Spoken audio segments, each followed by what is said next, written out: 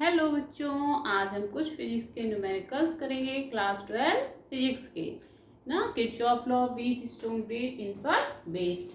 देखिए ये वाला क्वेश्चन बहुत ही इम्पोर्टेंट है और ये जो है बोर्ड एग्जाम में भी अक्सर पूछा जाता है क्वेश्चन।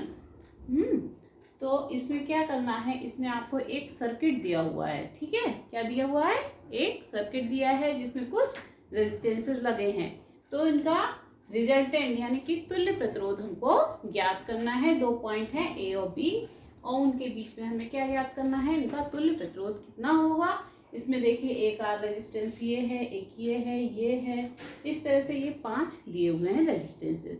तो उनका तुल्य प्रतिरोध हम कैसे निकालेंगे कि रेजिस्टेंस को श्रेणी क्रम में और समांतर क्रम में हमको देखना होगा, कौन से श्रेणी क्रम में है कौन से समांतर क्रम में है।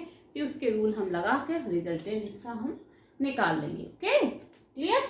तो देखिए इसको हम डायग्राम को बहुत ध्यान से देखिए। ये क्या है, सारे वायर्स हैं ना। ये वायर्स इस तरह से अरेंज दिखा रहे हैं। ठीक है, अगर हम इनको ये देखिए ए और बी दो पॉइंट है। ठीक, अगर हम ए पॉइंट को यहाँ से उठाएं और इसको उठाते हुए धीरे धीरे इसको हम कहाँ ले आए, इस तरफ ले आए। ए पॉइंट को कहाँ ले आए, इधर ले आए। तो ये क्या बन जाएगा, एक चतुर्भुज बन जाएगा और ये बीच में सी और ई इसका क्या बन जाएगा, डायगोनल यानी कि विकर्ण बन जाएगा।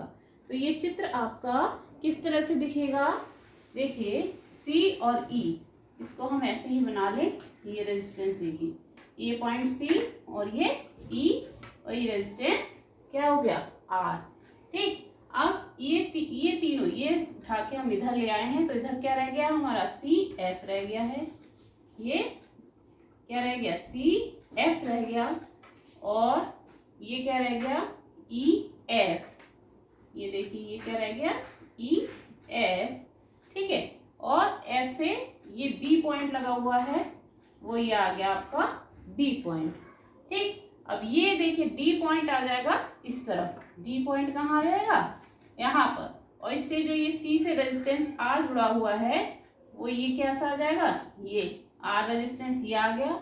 और डी और ई के बीच में ये रेजिस्टेंस है, ये कहाँ पे आ जाएगा, ये देखिए ये आ जाएगा डी और ई के बीच का रेजिस्टेंस। ठीक है, और ये किससे जुड़ा हुआ है, डी पॉइंट ये जुड़ा हुआ है पॉइंट ए से।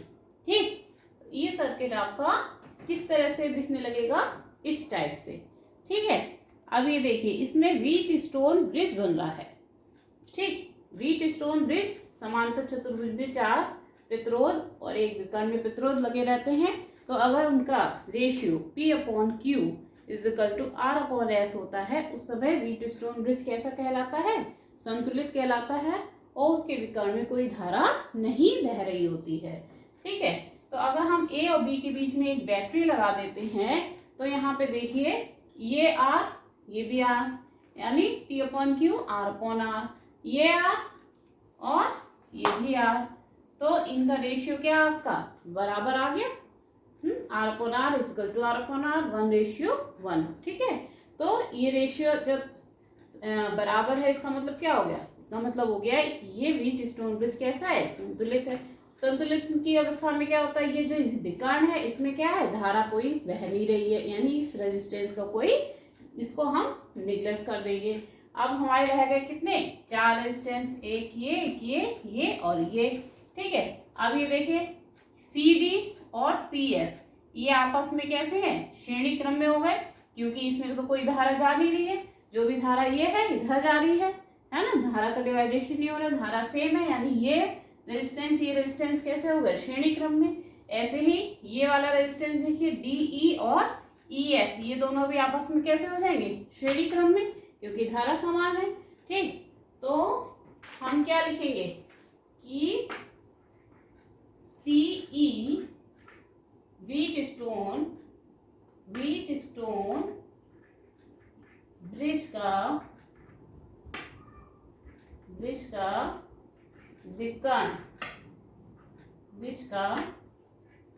विकर्ण है जो संतुलन की अवस्था में है, जो संतुलन की अवस्था में होने के कारण संतुलन की अवस्था में होने के कारण क्या होगा, इसमें कोई धारा नहीं बह रही है। ठीक है, इसमें कोई धारा नहीं बह रही है। ठीक, बह रही है क्यों? क्योंकि यहाँ पर व्हीट स्टोन ब्रिज कैसा है, संतुलन की अवस्था में है, तो सीई में कोई भी धारा नहीं बहेगी, अतः इस जो भुजा का प्रतिरोध है वो प्रभावहीन हो जाएगा। ठीक है, अब सी डी और D F, now C D and C F are in series. कैसे है ये, श्रेणी क्रम में है, आर इन सीरीज। ठीक, सीरीज में है तो क्या हो जाएगा, सीरीज में होने के कारण क्या रहता है, सीधे इनको रेजिस्टेंस को हम क्या कर देते हैं, जोड़ देते हैं, तुल्य प्रतिरोध लिखते सीधे। तुल्य प्रतिरोध कितना हो जाएगा, आर प्लस आर बराबर 2R, आर प्लस आर बराबर 2R। श्रेणी क्रम में तो सीधे प्रतिरोध जुड़े होते हैं ना। ठीक है, श्रेणी क्रम में प्रतिरोध कैसे होते हैं, सीधे ऐड कर देते हैं, और समांतर क्रम में 1 करके लेते हैं। ठीक है, अब यहाँ पे देखिए सीई और सीएफ ये भी कैसे हैं, श्रेणी क्रम में है। ये डी ई और E F, D E and E F are in series, तो ये भी क्या हो जाएगा, तुल्य प्रतिरोध सीधे जुड़ जाएगा ना, हो जाएगा, जल्दी बोलिए, आर प्लस आर बराबर 2R। ठीक, ये दोनों श्रेणी क्रम में आर 2R, ये दोनों श्रेणी क्रम में आर 2R। अब तुल्य प्रतिरोध निकालना है, ये तो प्रभावहीन है, इसको छोड़ ही देंगे।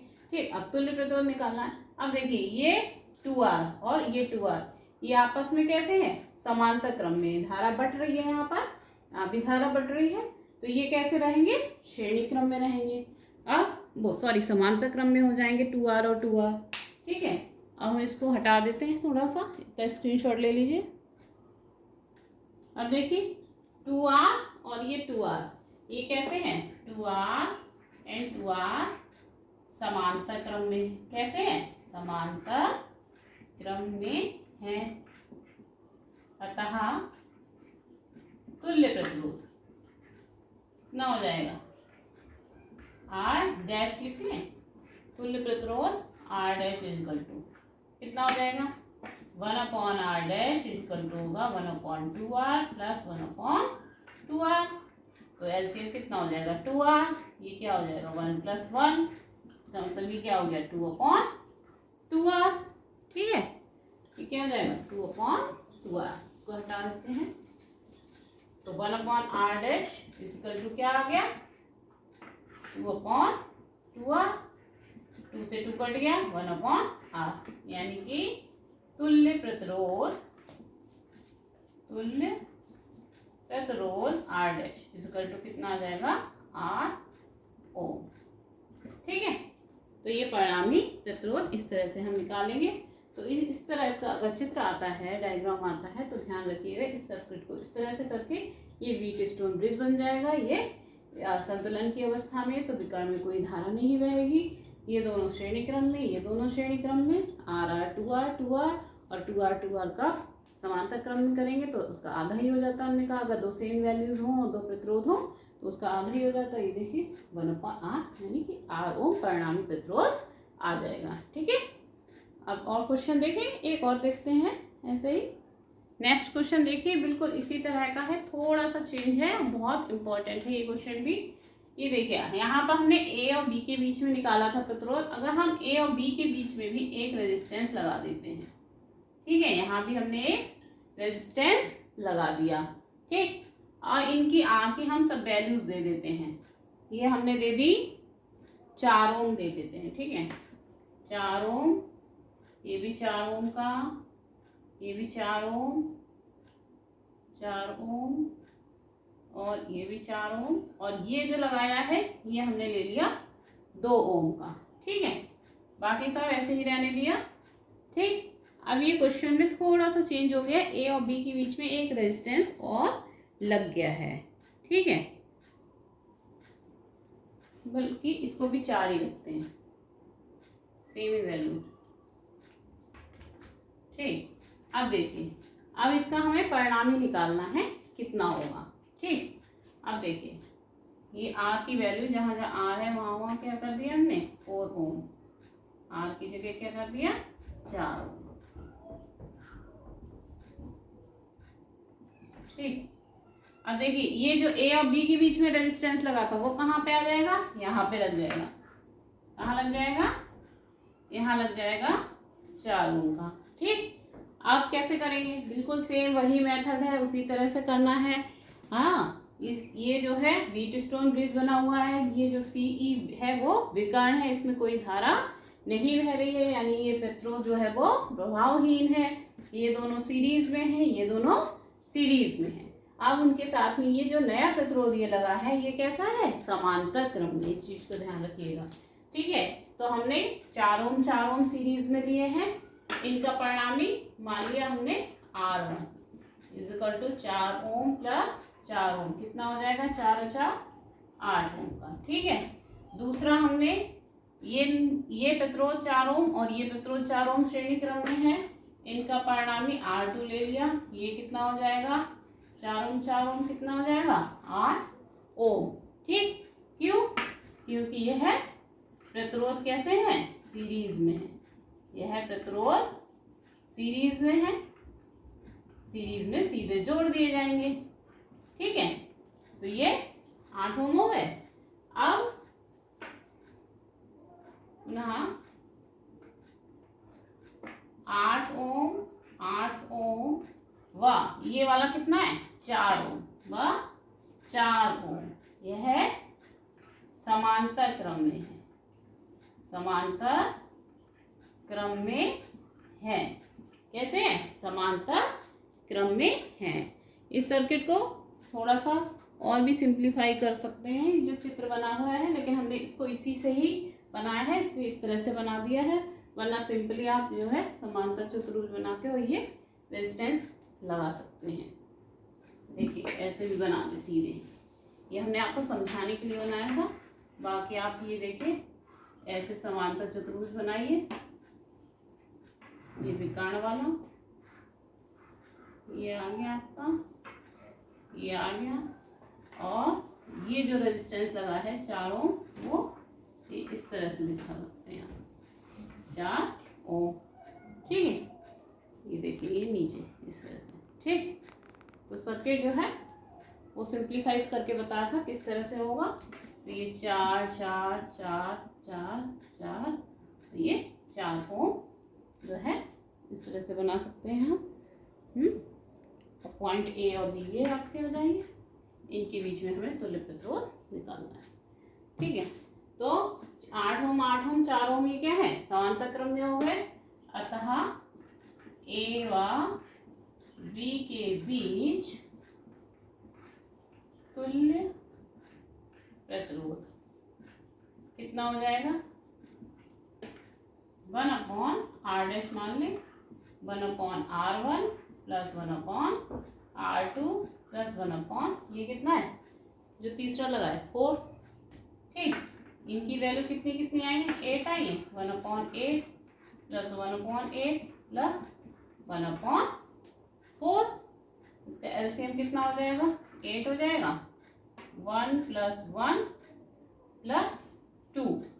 ठीक, ये आपका कितना हो गया 2 और 2 4, 4/8, 1/r' इक्वल टू 4/8, इसको कैंसिल कर दीजिए, 1/ कितना हो जाएगा 2, 4 एकम 4, 4 दूनी 8, 1/2।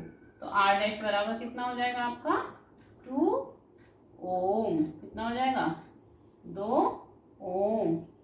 ठीक, तो ये आपका परिणामी प्रतिरोध निकल आएगा 2 ओम का। ठीक है, क्लियर हुआ। तो अगर ए और बी यहाँ पर हो तो उनके बीच में कैसे निकालेंगे, और उनके बीच में एक रेजिस्टेंस और लगा दें तब ये कैसे निकालेंगे। क्लियर हो गया, कंफ्यूज मत होइएगा, क्वेश्चन को ध्यान से देखिएगा, यहाँ पे रेजिस्टेंस लगा है कि नहीं लगा है। ठीक, इस तरह से ये क्वेश्चन करिएगा, बहुत ही इंपॉर्टेंट क्वेश्चन है दोनों। और अगर कोई दिक्कत है कमेंट जरूर करिएगा, कमेंट में पूछिएगा। Thank you.